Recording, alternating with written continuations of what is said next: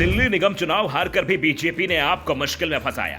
BJP की रणनीति का केजरीवाल के पास नहीं है कोई तोड़। मेयर चुनाव को लेकर मुश्किल में दिख रही है आप। बीजेपी की रणनीति से आपके छूट रहे हैं पसीने। दिल्ली नगर निगम में आम आदमी पार्टी को बहुत बड़ी टेंशन देने की तैयारी में जुटी बीजेपी। मेयर पद को लेकर आप में चल रही खींचतान के बीच में बीजेपी ने ऐसा खेल कर दिया कि आप मुसीबत में फंसती दिख रही है। और यह मुसीबत राजनीतिक नहीं है बल्कि कानूनी है, और बीजेपी इस एमसीडी एक्ट के सहारे आपको मुसीबत में फंसाने की कोशिश कर रही है। यह भी कहें कि आपकी मुसीबत एमसीडी चुनाव जीतने के साथ शुरू हो गई है। दरअसल एमसीडी की एक्ट धारा 267 आपकी मुसीबत बढ़ाती दिख रही है, जिसमें साफ है कि एमसीडी के मेयर का कार्यकाल 1 अप्रैल से शुरू होगा और 31 मार्च को पूरा हो जाएगा। कार्यकाल 1 अप्रैल के बाद भी शुरू हो सकता है, लेकिन जो भी मेयर होगा उसका कार्यकाल 31 मार्च को पूरा मान लिया जाएगा। भले ही नया मेयर 30 मार्च को ही क्यों ना चुना गया हो, कार्यकाल 31 मार्च को ही समाप्त होगा। दूसरी ओर एमसीडी का कार्यकाल सदन की पहली बैठक से 5 साल तक रहेगा, यानी 1 जनवरी को एमसीडी की बैठक होती है और मेयर का चुनाव कराया जाता है। तो एमसीडी का कार्यकाल तो 1 जनवरी 2028 तक रहेगा, लेकिन मेयर का कार्यकाल उससे पहले 31 मार्च 2027 को ही पूरा हो जाएगा, क्योंकि जो मेयर 1 जनवरी 2023 को कार्यभार संभालेंगे या उसके बाद पद संभालेगा, उसका कार्यकाल 31 मार्च को समाप्त हो जाएगा। और एमसीडी के एक्ट में मेयर के 6 कार्यकाल का नियम ही नहीं है। 5वें मेयर का कार्यकाल 31 मार्च 2027 को ही समाप्त हो जाएगा, और इसी के चलते आप कोशिश कर रही है कि मेयर 31 मार्च के बाद कराया जाए। लेकिन बीजेपी आपकी इस योजना को फेल करने में जुट गई है। इसके बाद एमसीडी में मेयर के चुनाव की तैयारियां शुरू हो गई हैं और दावा किया जा रहा है कि 15 जनवरी के आसपास मेयर का चुनाव करा लिया जाएगा। मेयर का चुनाव होता है तो आपको अपना उम्मीदवार उतारना ही होगा।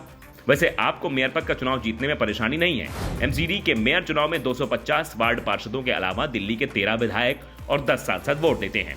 10 सांसदों में 3 राज्यसभा के और 7 लोकसभा के सदस्य हैं, यानी 273 सदस्य मेयर के चुनाव में वोटिंग करेंगे।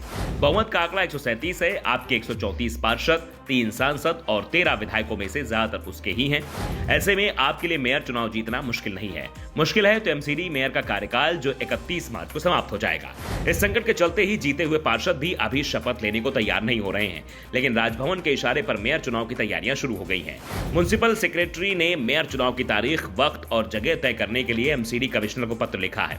अब यह पत्र कमिश्नर उपराज्यपाल को भेजेंगे, जिसकी अनुमति मिलने के बाद यह कार्रवाई शुरू होगी, और यह तय माना जा रहा है कि एलजी तुरंत ही चुनाव की मंजूरी भी दे देंगे। म्युनिसिपल सेक्रेटरी राज्य चुनाव आयोग को चिट्ठी लिखकर जीते हुए 250 पार्षदों की डिटेल मांग चुका है। पार्षदों के वार्ड और नाम, पता, मोबाइल नंबर सहित उनकी पार्टी संबंधित सारी मांगी गई है।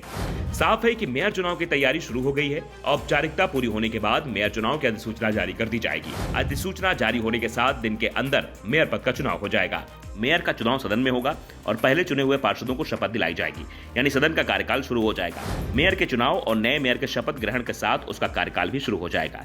एमसीडी एक्ट के अनुसार पहला मेयर महिला चुनी जाएगी, इसलिए जो भी महिला पार्षद एमसीडी के मेयर बनती है उसे सिर्फ 2-2.5 महीने का कार्यकाल ही मिलेगा। ऐसे में आपकी ओर से कोशिश भी हो सकती है किसी ऐसी महिला को मेयर बना दिया जाए जो सदन की सदस्य भी ना हो, जिस कारण से कई महिला विधायकों के नाम भी मेयर पद की दौड़ में शामिल हो गए हैं, क्योंकि मेयर को 6 महीने में सदन का सदस्य बनना जरूरी होगा, लेकिन कार्यकाल 2 से 2.5 महीने का ही है। ऐसे में किसी को भी आपकी ओर से मेयर उम्मीदवार बनाया जा सकता है। Bureau report, the such India.